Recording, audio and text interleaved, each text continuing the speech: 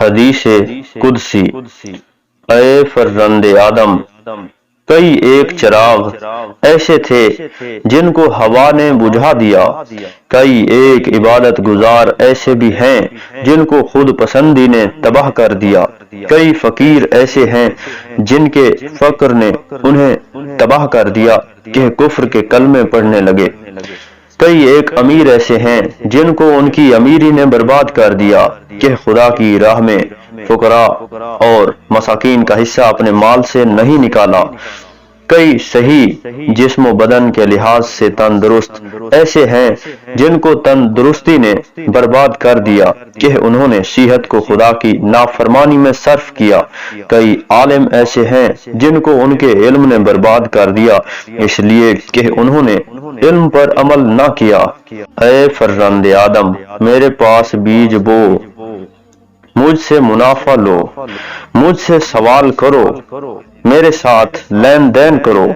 اس لیے کہ جو منافع میرے پاس ہے نہ تو کسی آنکھوں میں اس کو دیکھنے کی طاقت ہے اور نہ ہی کوئی کان اس کو سن سکتے ہیں، نہ ہی کسی بشر کا دل اس کا اندازہ کر سکتا ہے، میرے خزانے کبھی ختم نہیں ہو سکتے اور نہ ہی میری بادشاہی کم ہو سکتی ہے، میں ہی سب جہانوں سے بڑھ کر عطا کرنے والا یعنی الوہاب ہوں۔ اے اولاد آدم، تمہارا دین تمہارے خون اور گوشت کی مثل ہے، بس تمہارا دین صحیح رہے گا تو تمہارا خون اور گوشت صحیح رہے گا، اور اگر تمہارا دین بگڑ گیا تو تمہارا خون اور گوشت بگڑ جائے گا،